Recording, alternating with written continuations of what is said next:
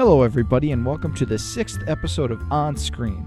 I'm your host Dylan Wright and I'm here to take you on a journey through film and television.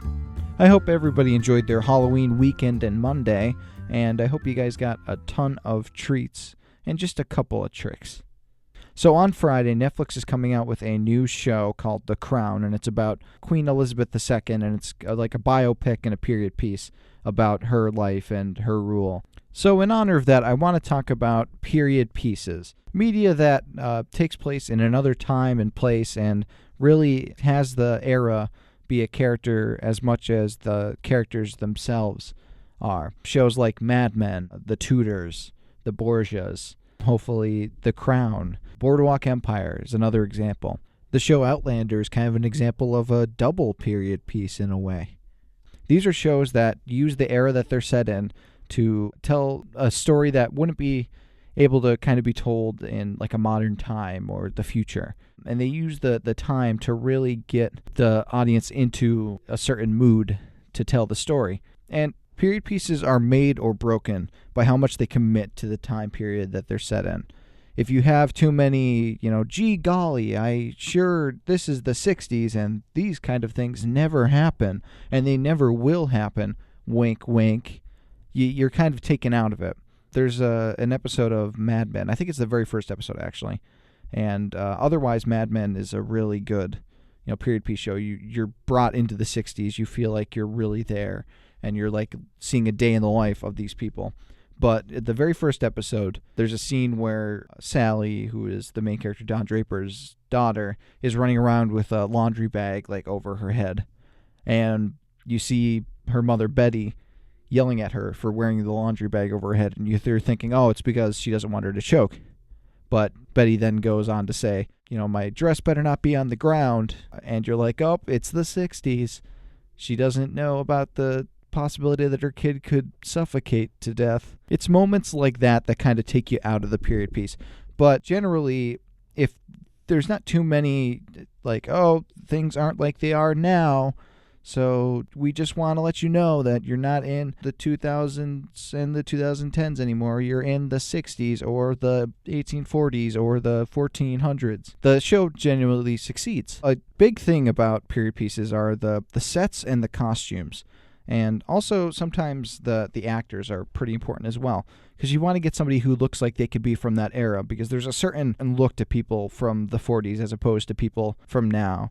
And there's a certain look of people that you would associate with being in, the Elizabethan era, as opposed to someone who was in, World War I. And getting that casting right is another key thing that a lot of people have to deal with. But the costumes generally are a huge, huge part of it, because you want to not have something that's anachronistic. You don't want to have a zipper pant if zippers weren't invented yet. You don't want to have a wingtip shoe if they were still wearing just sandals in the Greco-Roman era. And a lot of shows do a really, really good job with this. You're really like, wow, that's what they wore back then? I could definitely see that. And it's just interesting to look at that era versus our modern era.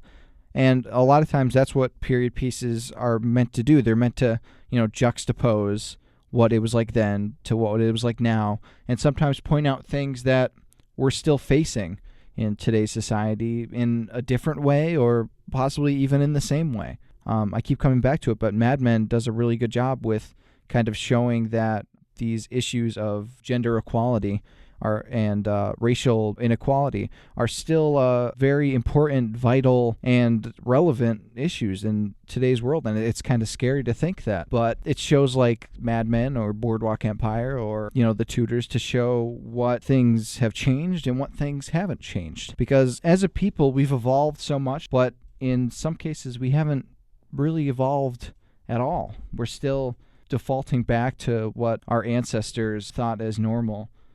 Just on instinct. These shows are trying to show that this is something that should have changed but hasn't. It really gets us to look at ourselves a little closer as we're looking at these past eras of our history. And it's really interesting to see.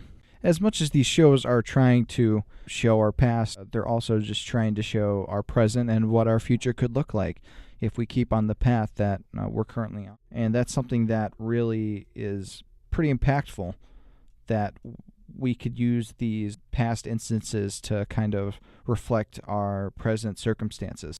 And it's something that's been really popular. I mean, look at how many period shows we've had in the past couple of years. And just recently, we're just coming out with even more. There's Good Girls Revolt on Amazon coming out. I mean, Peggy Carter, or Agent Carter, was on ABC for a while. There are these shows that, reflect an older time and use it to show our modern day problems. And the thing that makes period pieces so popular is that hindsight's 2020. We're able to look back with a different view on events that happened before, and we're able to tell a different story that we weren't able to tell back in that era. And period pieces are a form of media that's definitely not going to fade into obscurity, because we're constantly making the past, everything that came before us, is now behind us. And it's one thing that we can't run out of, the past. That we have so many centuries and millennia that we could reflect upon, and we could tell so many different stories within just a small time frame.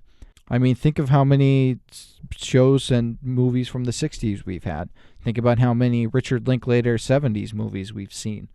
Think of how many, Cameron Crowe Almost Famouses we've had. It's a medium that we're able to just keep coming back to, and a subject that just keeps on giving, because we're constantly making the past as we move forward into the future. So now it's time for my Netflix pick of the week.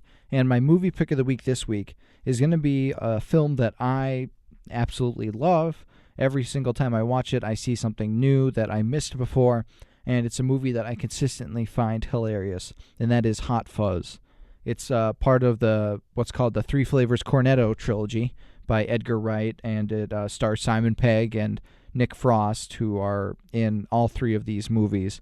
And it's about this cop that's really, really good at his job in London, and his supervisors and superiors think that he's too good, so they send him to this quiet little village to become police officer there, so they're not making them look bad.